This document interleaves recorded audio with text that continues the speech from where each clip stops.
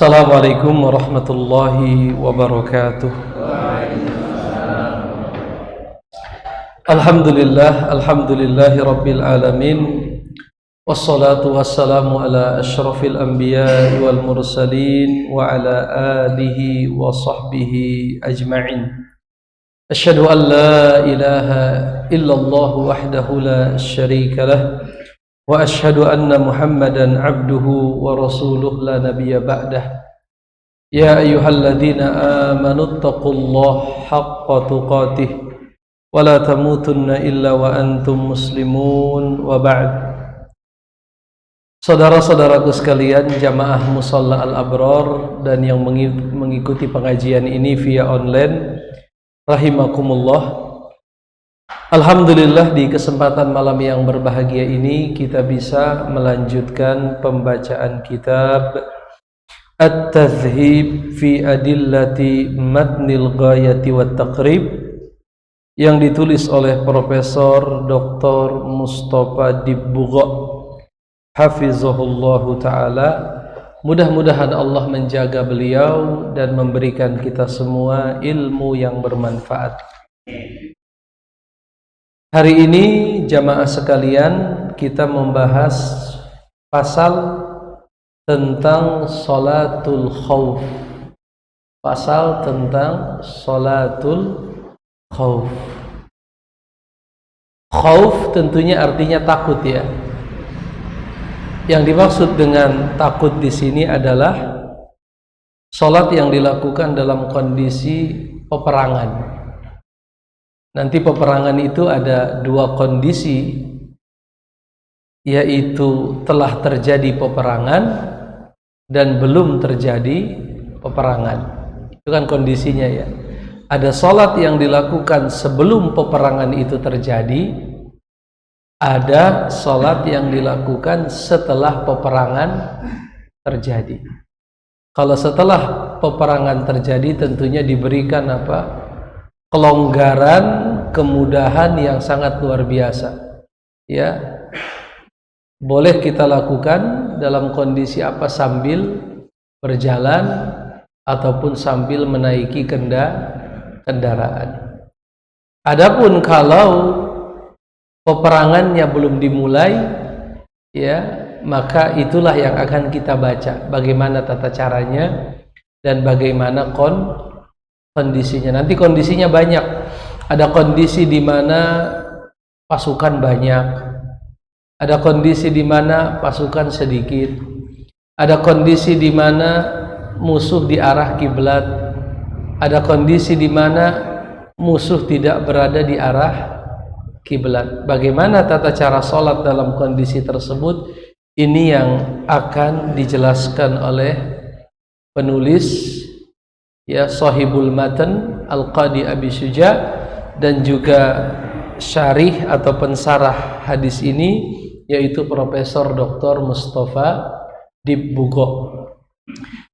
Di sini beliau berkata, qala al-muallif rahimahullahu taala, qala Al-Qadi Abi Syuja rahimahullah, faslun wa salatul khawfi ala thalathati adrubin.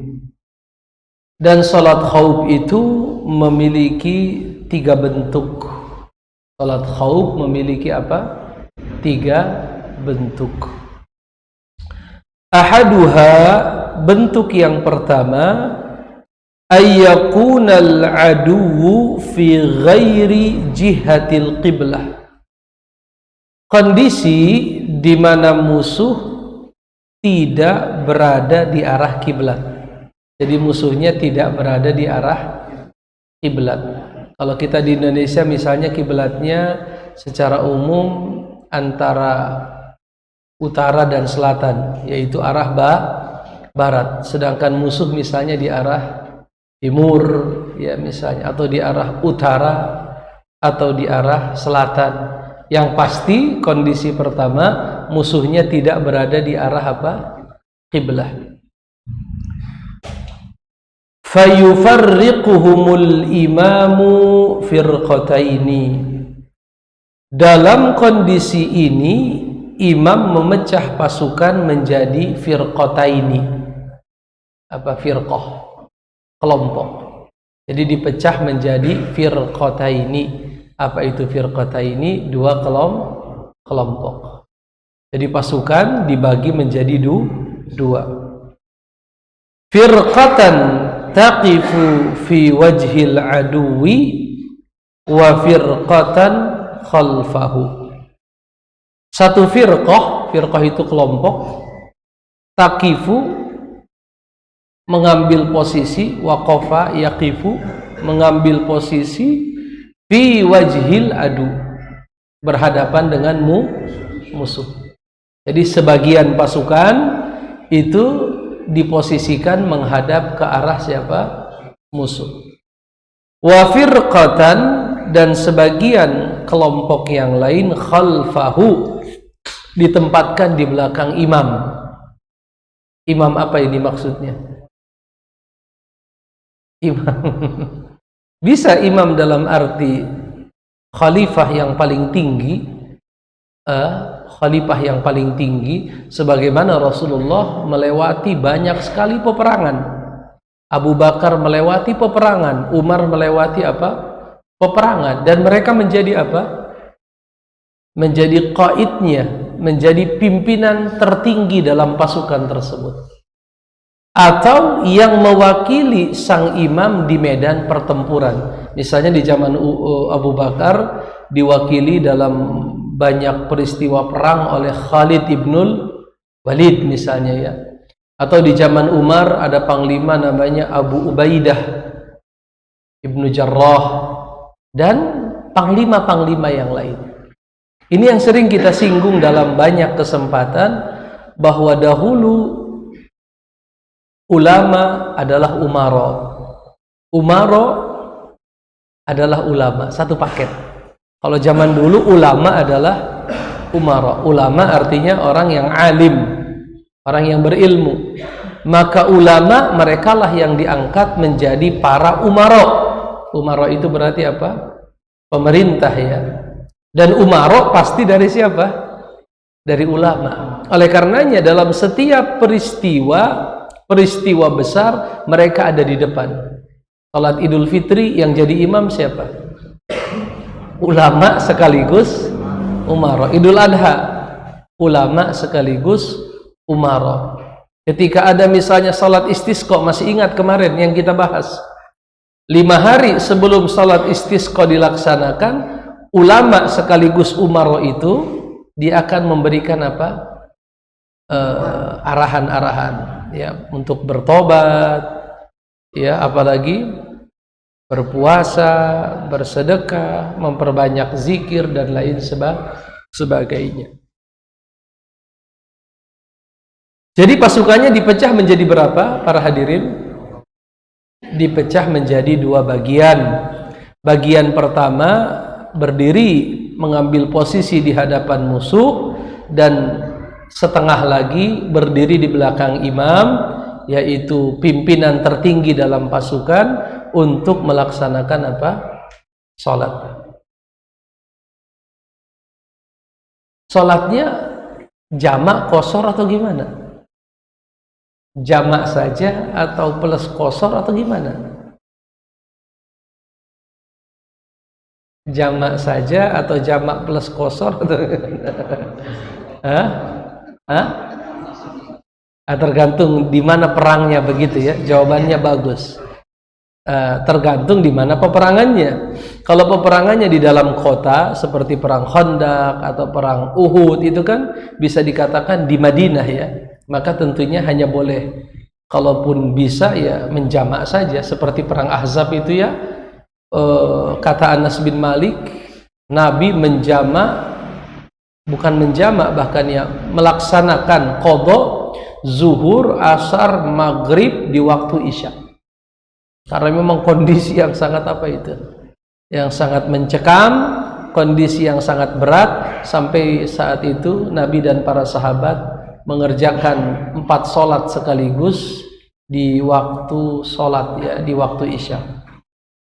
Apakah mungkin orang yang sholat khauf mengqashar? Mungkin ya, kalau mereka berperang dalam kondisi musafir. Tapi kalau tidak dalam kondisi musafir, boleh tidak mengqasar? Boleh atau tidak? Tidak boleh. Karena mengqasar itu khusus untuk orang-orang yang safar, musafir. Lalu dikatakan di sini fayusalli birfirqatil lati khalfahu rak'atan. Setelah dibagi menjadi dua, imam salat bersama kelompok yang berdiri di belakang dia rak'atan, satu rakaat saja. Salatnya berapa? Satu rakaat. Setelah sebagian pasukan menghadap musuh, sebagian berdiri di belakang imam untuk salat, maka imam hanya salat berapa rakaat? Satu rakaat.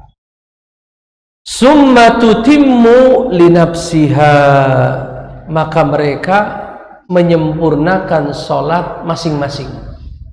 Jelas tidak? Misalnya kalau salat yang dilakukan itu maghrib, imam hanya salat satu rakaat. Ketika masuk ke rakaat yang kedua, imam berdiri, betul tidak? Makmum pun apa? Ikut berdiri. Maka masuk ke rakaat yang kedua, makmum semuanya niat mufaraqatul imam. Makmum semuanya niat apa?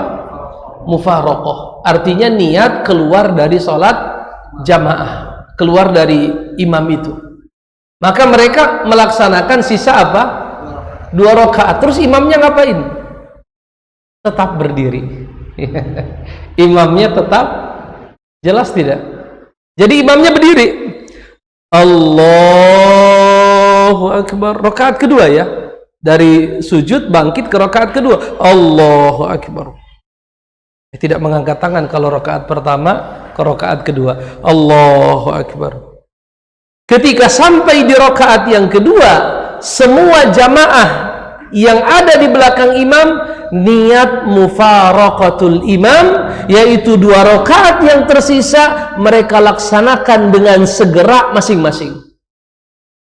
Udah munfaridan masing-masing. Terus imamnya ngapain? Dia jadi sholat sendiri. Dia jadi sholat sendiri. Dan imam tidak melanjutkan menuju rakaat selanjutnya kecuali kalau kelompok yang pertama sudah salam. Kelompok yang pertama salam, lalu mereka gantian dengan kelompok yang berdiri menghadap musuh. Yang menghadap musuh itu masuk ke jamaah, ya, maka setelah itu dilanjutkan salatnya. Bagi imam rakaat berapa? Kedua. Bagi makmum rakaat pertama. Setelah itu imam berdiri tidak? Setelah rakaat kedua kan tasyahud tuh ya. Kalau ini maghrib lah ya. Setelah itu imam pas berdiri rakaat berapa? Rakaat ketiga. Makmum rakaat kedua. Apa yang dilakukan oleh imam? Kalau kelompoknya cuma dua, imam melanjutkan ke rakaat yang ketiga bersama makmum yang kedua. Kalau kelompoknya cuma dua, kalau kelompoknya lebih dari dua, ya nanti kelompok yang kedua menyelesaikan sendiri, masuk kelompok ketiga, dan begitu seterusnya. Ini konteksnya kelompoknya cuma berapa nih? Dua. Maka imam yang saat itu di rakaat yang kedua, makmum masuk di rakaat kedua dan mereka berada di rakaat pertama, beres mereka imam dua rakaat kedua, imam berdiri untuk melaksanakan rakaat ketiga. Maka kelompok yang kedua ini ikut masuk rakaat ketiga, walaupun bagi mereka rakaat kedua. Lalu ketika imam tasyahud akhir, imam tidak salam, tetapi memberikan kesempatan kepada kelompok yang kedua untuk nambah satu rakaat. Jelas? Karena kan mereka masih kurang berapa? Kurang satu rakaat, nambah satu rakaat, beres satu rakaat, mereka sujud terakhir, tahiyat akhir, kemudian salam bersama imam. Kelompok pertama dapat takbiratul ihram, kelompok yang kedua dapat salam. Itu kok begitu caranya? Nah, ya kan salat khauf namanya. Ini yang disebut dengan apa? Salatul khauf. Ada yang sudah pernah praktek? Pak Harto, tumben Pak Harto tidak hadir hari ini. Pak Harto kan marinir kan, udah pernah coba atau belum? Ada yang baru pertama dengar atau sudah pernah dengar semua? Sudah pernah dengar lah sholat khauf ya. Tetapi bagaimana rinciannya ya barangkali kita baru mendengar. Hah? Ngelihat Pak? Oh iya ya, simulasi ya. Beneran sholat.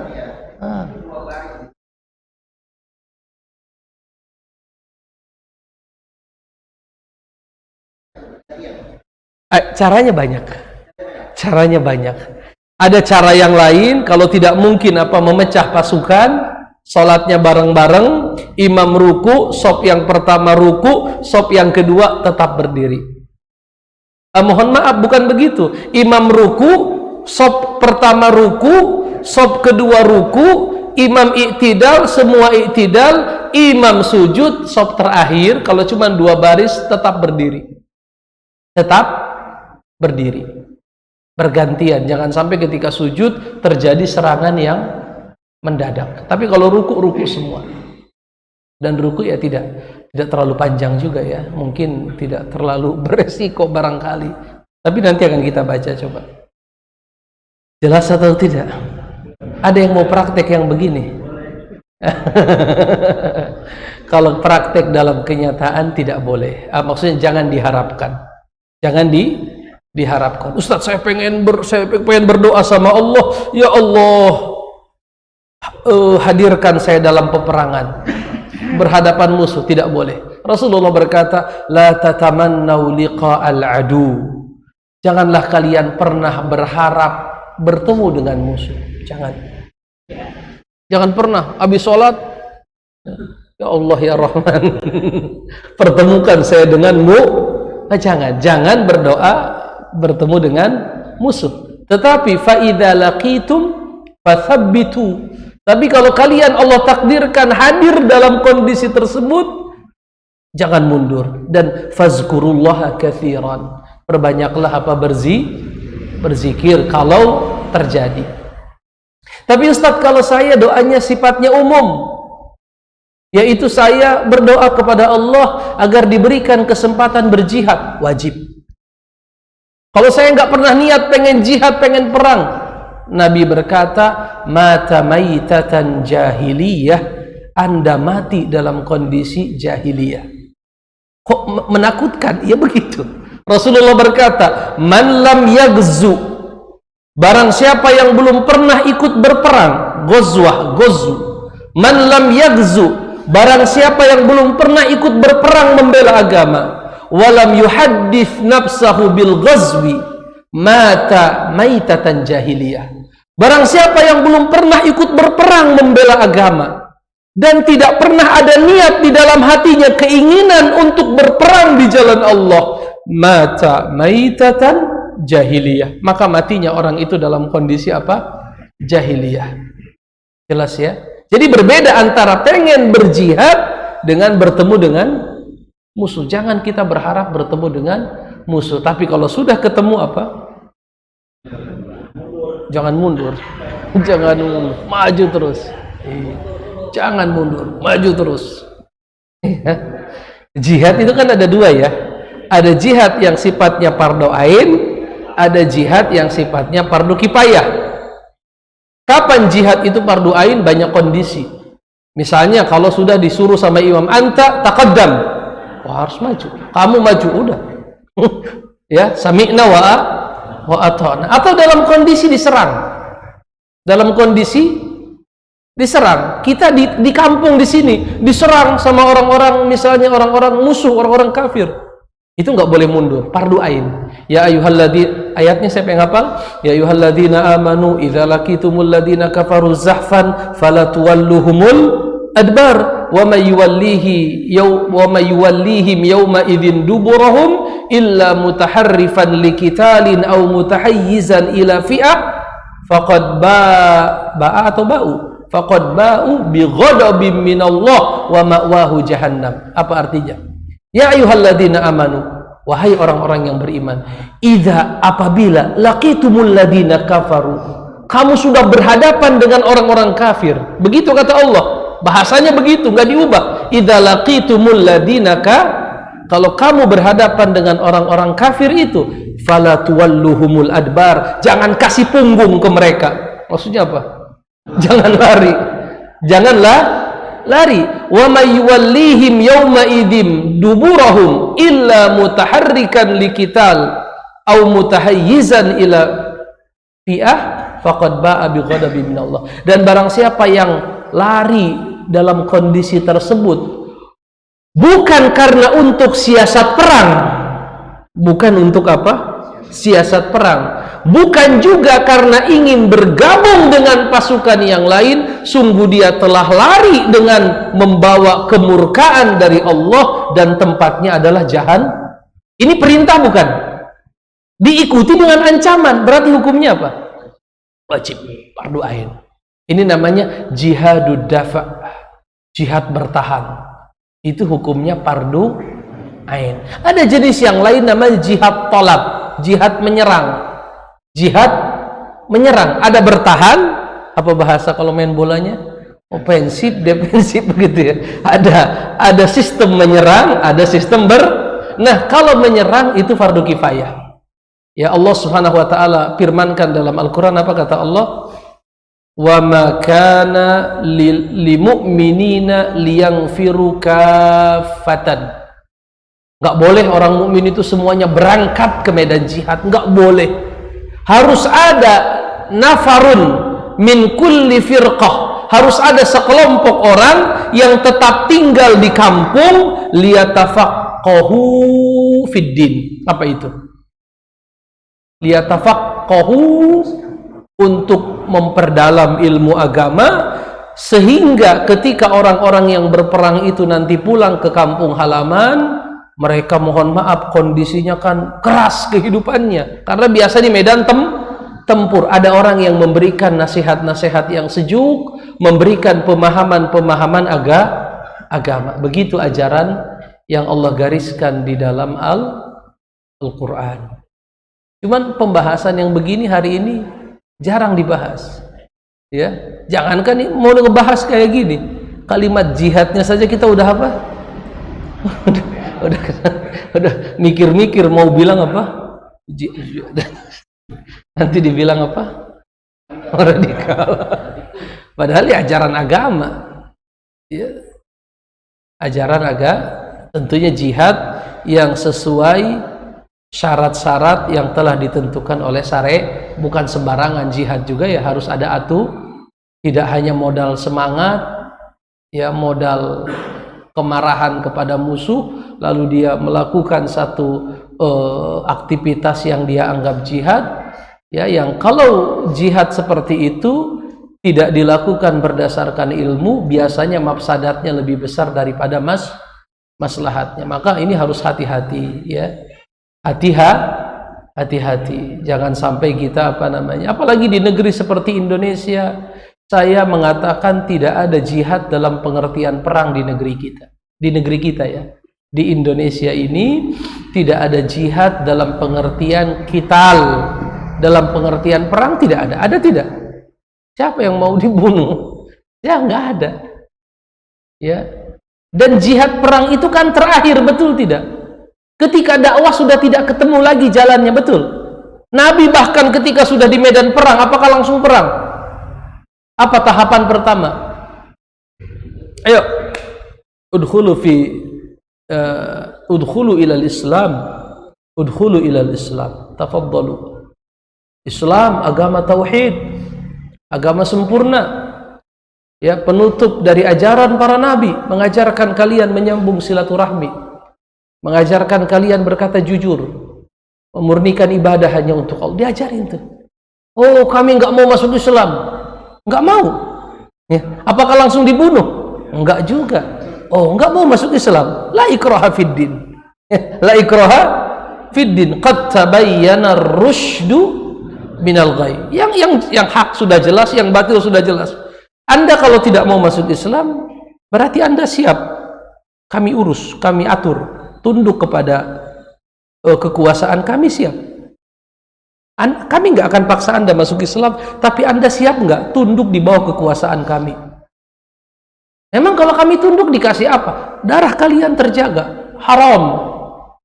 Ya, haram, tidak boleh diganggu tuh darah kalian, harta kalian haram diganggu. Antum adalah ahlu zimmah.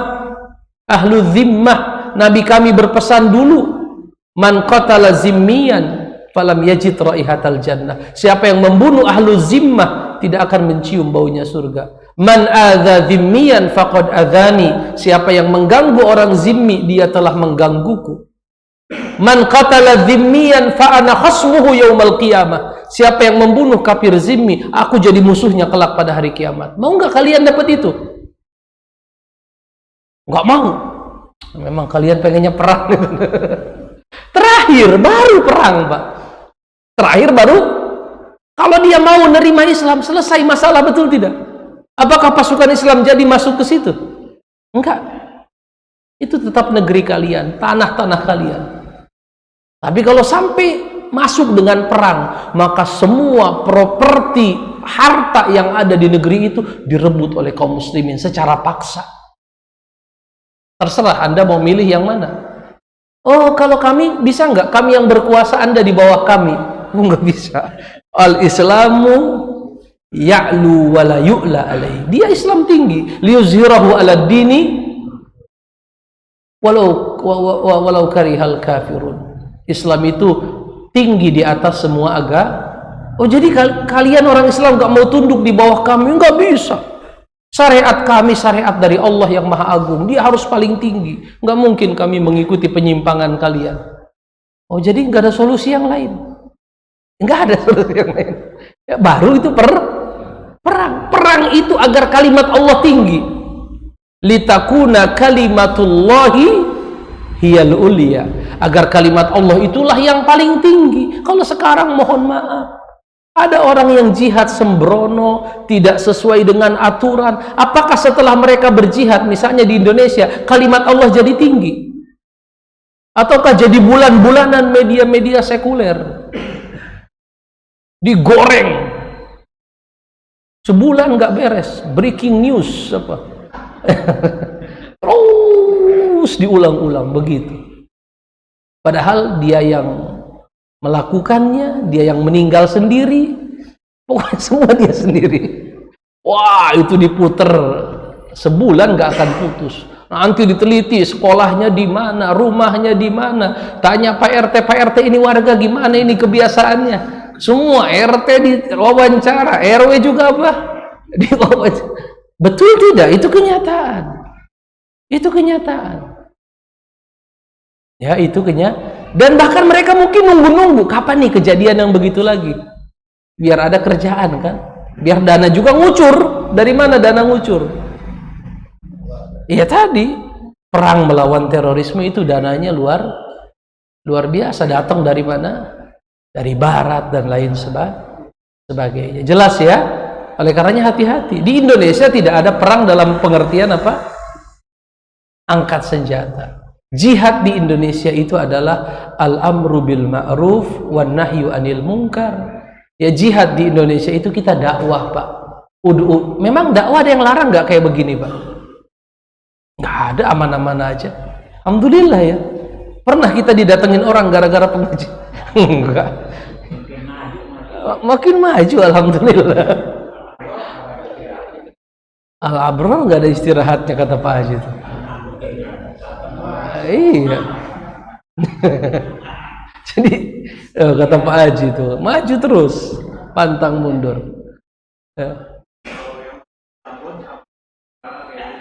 Itu namanya jihad dapat, jihad bertahan. Jihad bertahan. Apa hukumnya? Wajib.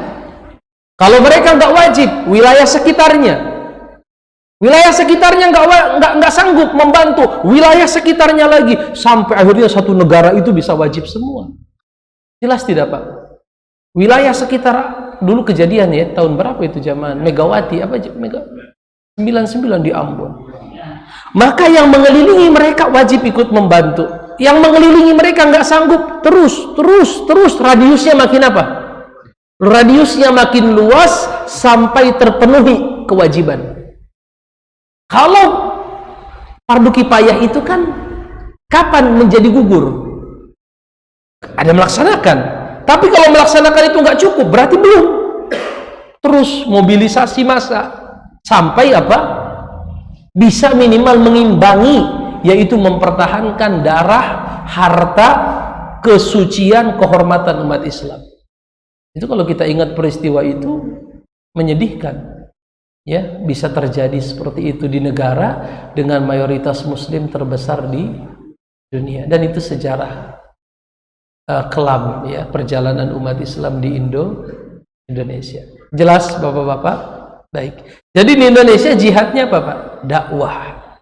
Jihadnya tarbiyah. Kita mengajar manusia, mendidik mereka, mengarahkan mereka, itu jihadnya Pak. Adapun jihad perang di negeri kita tidak ada. Ya, salah kalau ada orang yang melakukan jihad perang di Indonesia. Sebagian anak muda, mohon maaf, semangat dia hanya perang. Ada yang begitu. Akhirnya dimanfaatkan oleh orang-orang penumpang gelap. Dia dimanfaatkan oleh penumpang gelap Pak. Orang-orang yang ingin apa? Si anak muda ini melakukan tindakan yang sembrono menjadi pintu masuk untuk apa? Nah, itu bahaya. Jelas Pak ya? Nah, itu harus hati-hati. Pembahasan malam ini agak keras ini. Al-Abror telah berubah pemahaman. Padahal yang dibahas kita fikih. Padahal yang dibahas kita apa? Pas 17 Agustus.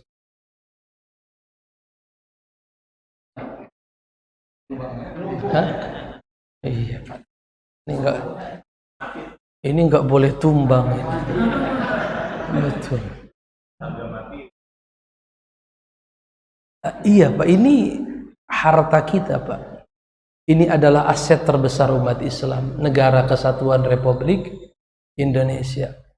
Ya, kita pemiliknya Pak. Jadi kalau datang kayak hari ini 17 Agustus, kita akan teringat dengan besarnya nikmat Allah. Dengan nikmat Allah ya subhanahu wa ta'ala, dan dengan diiringi dengan apa? Didasari oleh semangat luhur untuk apa? Pembukaan. Siapa? Nggak ada yang hafal pembukaan. Iya, dengan rahmat Allah yang Maha Esa kan begitu ya, dan juga dengan disertai cita-cita luhur untuk ikut serta dalam apa? Perdamaian dunia dan lain sebagainya. Iya, melaksanakan cita-cita kehidupan berbangsa dan negara. Maka di tanggal 17 Agustus lah kita mengumumkan proklamasi, dan itu adalah satu peristiwa yang sangat besar bagi umat Islam. Bukan hanya terjadi di bulan suci Ramadan, tetapi itu seperti ujung dari perjalanan panjang perjuangan umat Islam. Itu yang ingin kita syukuri. Jadi kita ini umat Islam sebenarnya harus menjadi kaum yang paling bersyukur atas proklamasi itu jerih payah Pak. Jerih payah, korban jiwa, korban harta, dan segalanya yang dipersembahkan oleh siapa? Oleh para ulama. Lihat saja Bapak, lihat pahlawan dari ujung barat sampai ujung timur Indonesia. Kalau bukan para ulama nggak ada Pak. Ya, mereka adalah siapa? Para ulama, para santri, mereka lah yang berjuang Pak. Baik sebelum Indonesia merdeka, ketika Indonesia akan merdeka, detik-detik menjelang proklamasi, Bapak lihat komposisi BPUPKI, komposisi PPK, itu para ulama Pak. Ya, Kasman Singodimedjo dari Muhammadiyah, Bapak Kasman Singodimedjo, pahlawan. Ki Bagus Hadikusumo, dari NU ada Kiai Haji Wahid Hashim, ada Tengku Muhammad Hasan, ada Kiai Haji Agus Salim. Mereka para ulama, para pendiri bangsa ini Pak. Ya, mereka yang berjuang mempertahankan kemerdekaan kita. Umat Islam juga. Lihat resolusi jihadnya siapa?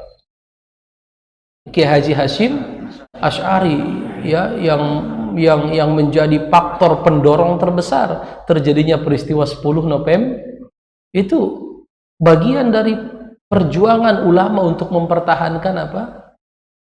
Eksistensi negara yang baru lahir namanya Indonesia ini nggak pernah mengenal NKRI kecuali setelah dicetuskan oleh seorang ulama besar di Indonesia yang bernama Muhammad Natsir rahimahullahu rahmatan wasi'ah. Beliau yang pertama kali mencetuskan istilah negara kesatuan republik. Sebelumnya Indonesia bukan NKRI, negara federasi. Ya, federasi, ada Indonesia, ada Republik Indonesia, ada negara Pasundan, ada negara Borneo, ada negara apalagi RIS, ya, Republik Indonesia Seri, itu banyak. Tapi saat itu Pak Natsir, Perdana Menteri Indonesia, ya, beliau menyampaikan satu pidato di hadapan apa? Istilahnya dulu konstituante, ya. Mosi, namanya Mosi Natsir. Ya, menjadikan negara yang tadinya pecah-pecah ini menjadi apa? Negara Kesatuan Republik Indonesia. Artinya saham terbesar dari perjuangan bangsa Indonesia sehingga bisa merdeka itu sahamnya siapa? Umat Islam, ya. Kita pemilik saham terbesar, Pak. Umat Islamlah pemilik negara ini. Pemilik terbesar sahamnya umat. Dan kalau negara ini kenapa-napa, yang tetap di sini ya umat Islam. Kalau yang lain-lain yang banyak duit kabur, ya bawa duit. Ya kita di sini, Pak. Ya mau beli tiket nggak punya duit juga. Mau kemana? Ya artinya kalau negara ini kenapa-napa kita juga ujungnya. Ya timbul tenggelamnya kita aja orang Islam di sini. Mau kabur kemana? Tadi di Ciganjur kita kemana nggak? Nah, itu kita syukuri nikmat apa? Kemerdekaan, karena itu adalah karunia dari Allah. Yang kedua itu adalah apa? Hasil, ya, keringat, perjuangan, bahkan darah siapa? Para ulama dari Aceh. Aceh ada Tengku Umar, istrinya Cut Nyadin, sebelumnya ada Laksamada Malahayati, seorang wanita pemberani yang berani menjadi pemimpin pasukan di tengah laut melawan orang Portugis. Terus ke bawah Bapak lihat, itu pahlawan orang-orang Islam. Sumatera Barat, oh jelas, ya. Bahkan ada Habib, ya, yang menjadi pahlawan nasional. Itu saya dengar nasabnya Imam Bonjol itu Syahab atau Syihab, saya lupa. Coba nanti lihat sejarah Imam Bonjol, itu ternyata beliau itu masih ada keturunan apa? Zuriyah Rasulullah Sallallahu Alaihi Wasallam, ya. Ya termasuk kita lihat bahwa katanya yang di Sumatera Utara, Sisingamangaraja, katanya kalau saya baca dalam sejarah itu ternyata stempelnya menggunakan penanggalan apa sesuai dengan tanggal apa hijrahnya Nabi Sallallahu Alaihi Wasallam. Banyak yang mengatakan beliau adalah seorang Muslim karena kedekatan beliau dengan Aceh dan kaum Paderi saat itu.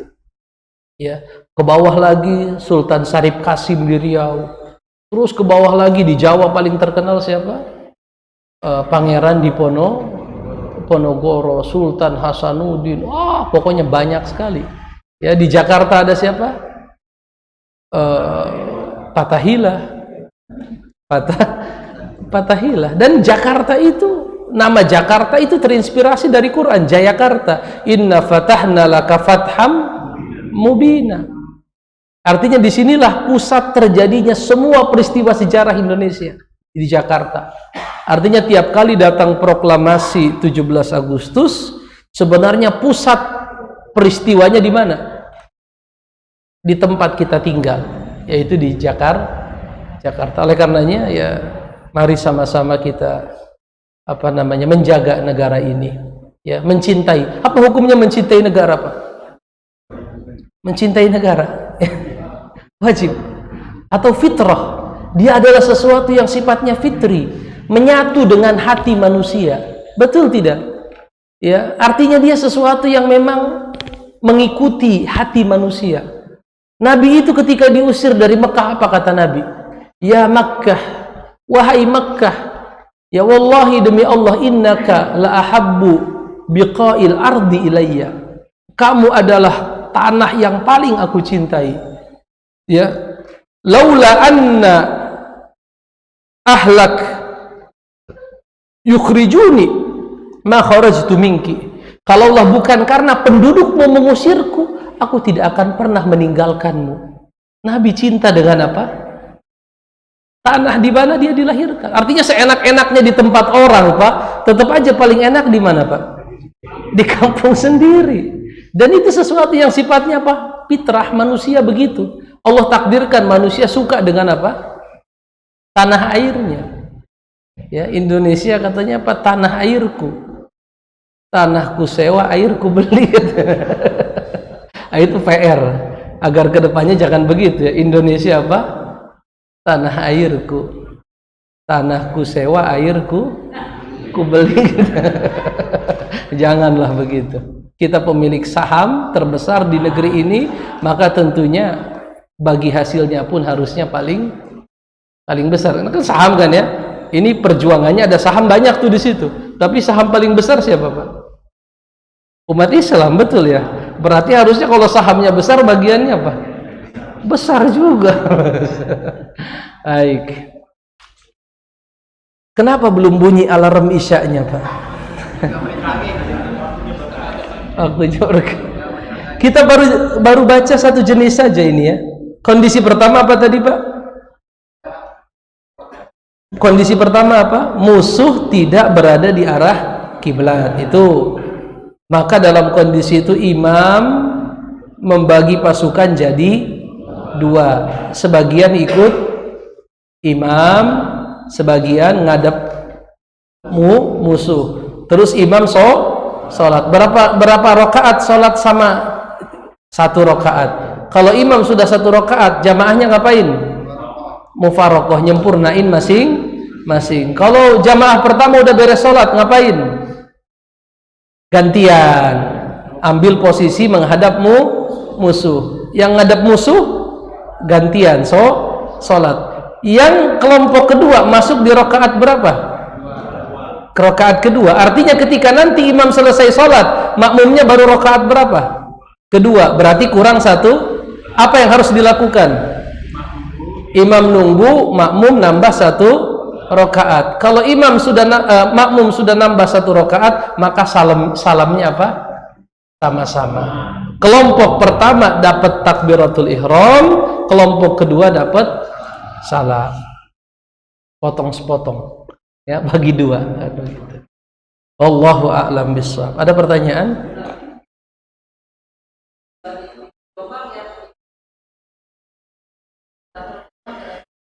Itu cuma analisa saja. Artinya bukan Nabi yang bilang kelompok pertama dapat takbir, kelompok kedua dapat salam. Bukan Nabi yang bilang, tapi kenyataannya begitu. Tapi bukan dipisah itu bukan karena ingin dapat itu atau itu, enggak.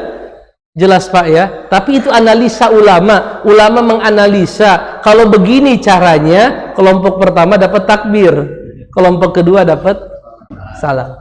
Jelas, Pak Yadi? Artinya jangan dibilang nanti kalau 3 kelompok kedua dapat dapat jamaah. Allah alam. Yang tadi kenapa, Pak?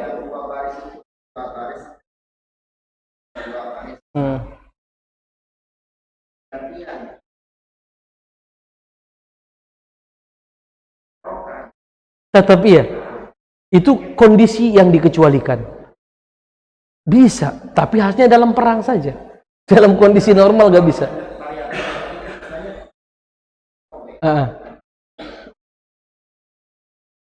Ini kan 2 baris langsung. 2 baris. Iya. 2 sop lah. Iya.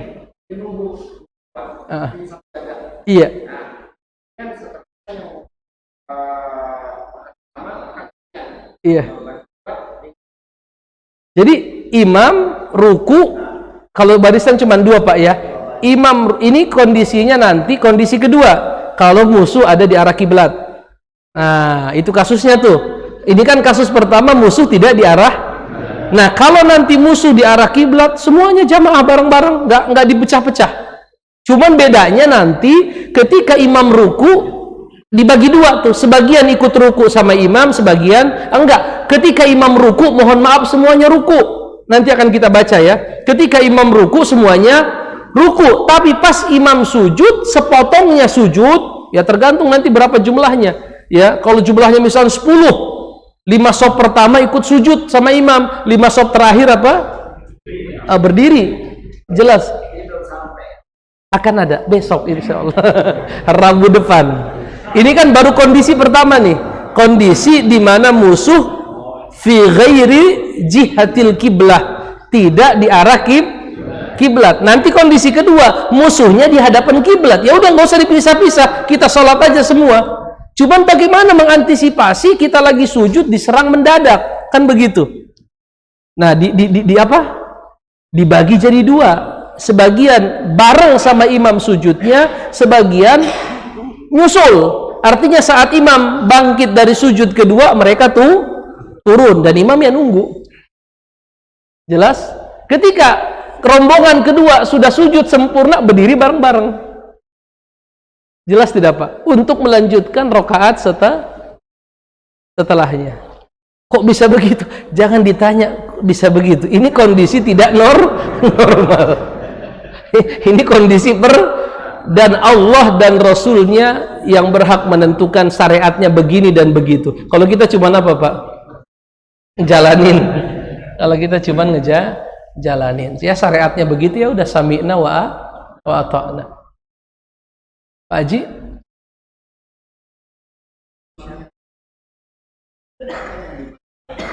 Memperbanyak berzikir, ya. Memperbanyak berzikir. Ya, bisa dia memperbanyak zikir apa bisanya la ilaha illallah, subhanallah walhamdulillah wa la ilaha illallah, Allahu akbar misalnya. Jelas Bapak? Baik. Baik, barakallahu. Pak Yadi.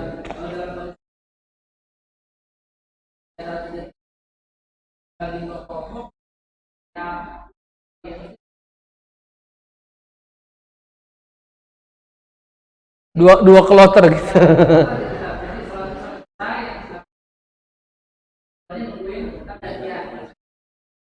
Ya, memungkinkan Pak. Kenapa tidak memungkinkan? Ya, memungkinkan, semuanya memungkinkan. Artinya dibikin saja dua kelompok dengan dua imam yang berbeda. Sangat memungkinkan. Bisa saja dilakukan begitu. Seingat saya ada, tapi harus kita lanjutkan supaya kita lihat ketemu nggak di sini. Kalau nggak ketemu di sini, di kitab yang lebih luas. Karena yang sering saya bilang ini termasuk kitab dasar.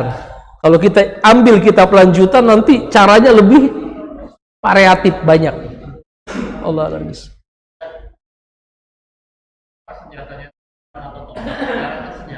Iya.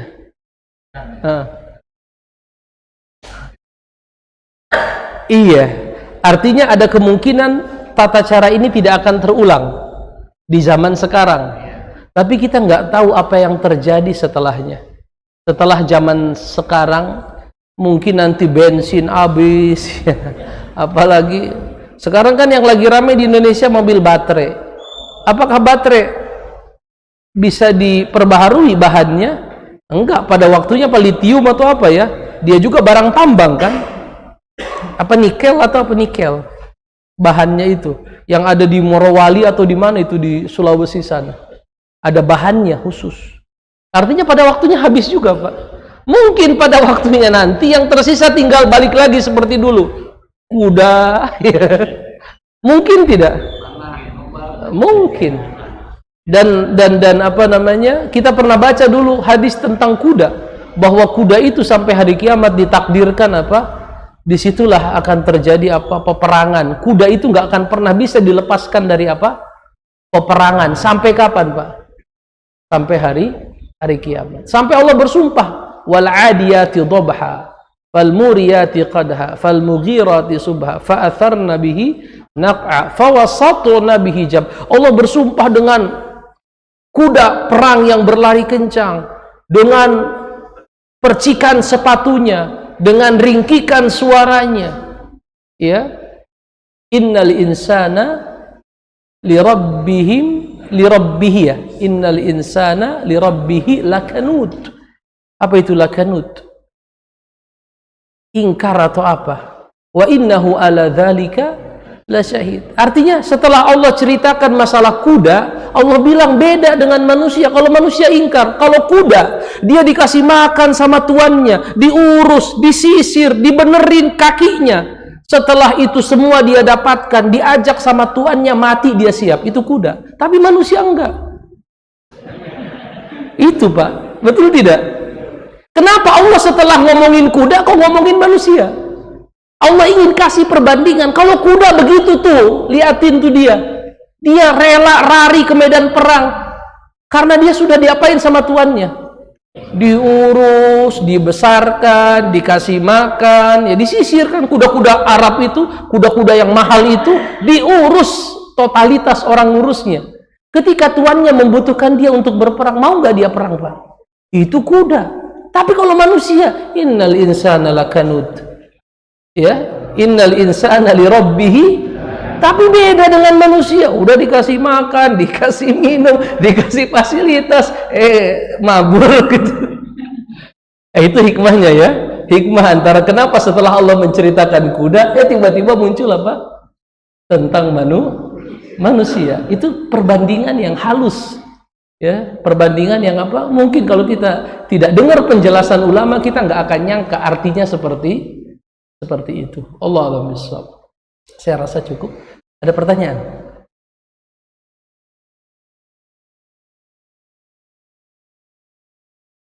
Gimana sebelum musuh? Oh iya, ada azan atau tidak? Ya betul. Nah, itu hadis Nabi. Nabi itu tidak melakukan serangan kepada satu daerah sebelum Nabi menunggu waktu azan. Ada nggak suara azan? Kalau ada suara azan, Nabi tidak melakukan apa serangan, karena di situ ada kaum muslimin dan lain sebagainya. Allahu a'lam bishawab.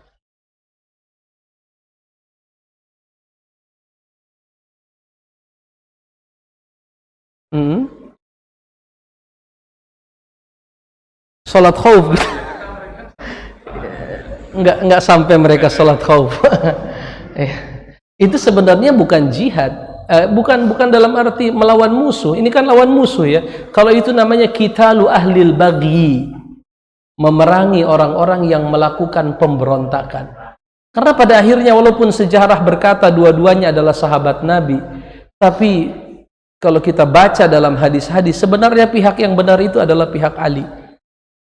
Pihak Ali, beliau pihak yang sah, diangkat sebagai khalifah. Maka pihaknya sahabat Muawiyah bin Abi Sufyan, walaupun kita tidak sama sekali merendahkan beliau, bahkan memuliakan beliau sebagai sahabat, mereka adalah ta'ifatun bagiyah, yaitu kelompok yang melampaui batas. Harusnya ya tunduk kepada pemimpin, ya, tapi mereka berijtihad dengan alasan kami saudaranya Utsman dan kami berhak untuk apa? Menuntut darahnya apa? Utsman bin Affan. Dan itu ayatnya ada. Allah katakan apa? Waqad ja'alna liwalihi sultana. Siapa yang terbunuh maka keluarganya berhak menuntut darahnya. Dan Muawiyah bilang, kami nggak akan ambil kekuasaanmu wahai Ali, tapi selesaikan dulu masalah pembunuhan Utsman, baru kami baiat kepadamu. Nggak ketemu titiknya.